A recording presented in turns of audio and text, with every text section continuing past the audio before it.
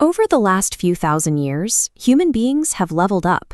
We live longer, build advanced technologies, and cure diseases that used to wipe out whole populations.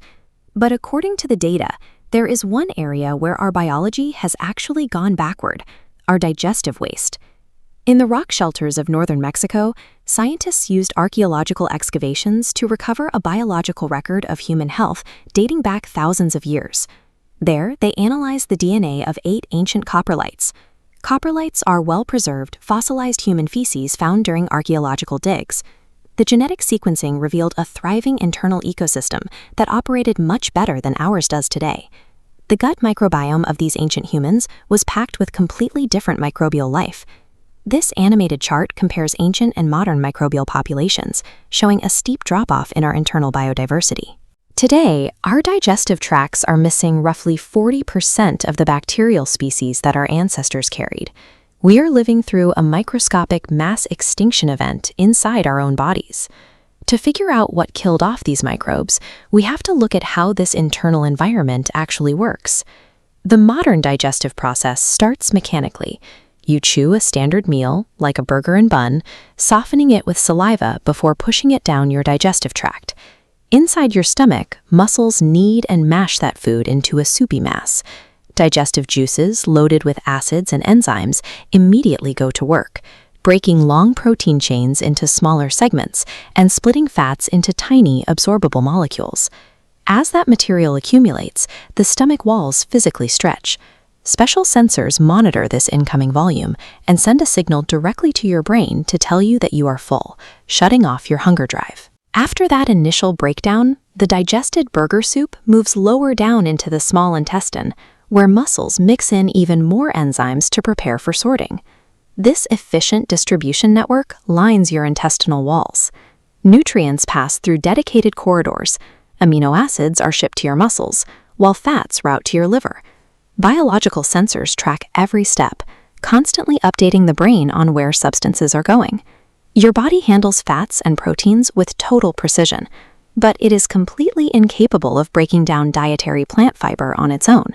For that, it absolutely needs outside help. Down in the dark corridors of the large intestine, you host a massive community of bacteria known as your gut microbiota. They are waiting specifically to process that leftover fiber. This is a highly effective symbiotic trade.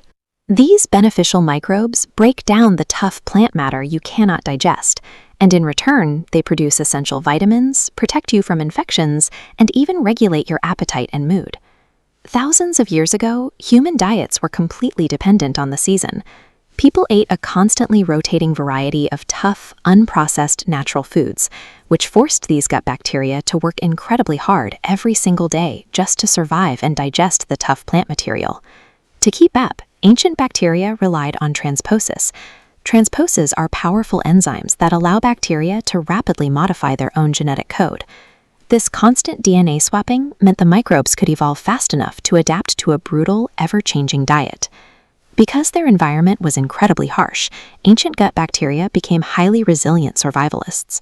They thrived because their daily existence demanded constant, rigorous adaptation.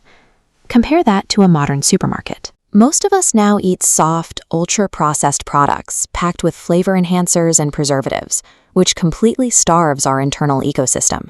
Because this modern food contains almost no complex dietary fiber, the digestion process is far too easy. Our microbiome lost its need to adapt. Millions of bacteria simply became lazy, and entire species eventually starved to death. The second devastating blow came from modern medicine, specifically the widespread invention and application of synthetic antibiotics. Antibiotics were designed to destroy harmful diseases, but they indiscriminately wiped out the good bacteria right along with the bad.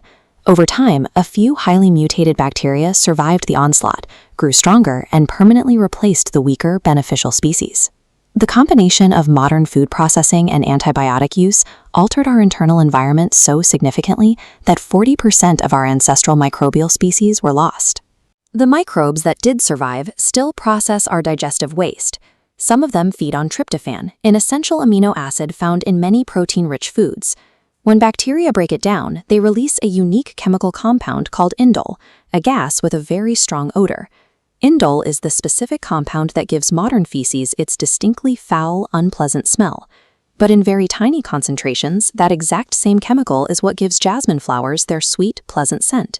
Managing these surviving microbes is critical because the microbiome directly controls our immune responses and heavily influences our emotional regulation. The Mexican coprolite data gives us a clear baseline. It shows us exactly what a healthy, fully functioning human internal ecosystem is supposed to look like. When we look at the rising rates of modern immune issues and mood disorders, many of those physical and mental ailments map directly to the severe loss of our internal biodiversity. If we want to reverse that decline and improve our overall health, we need to rebuild that ecosystem.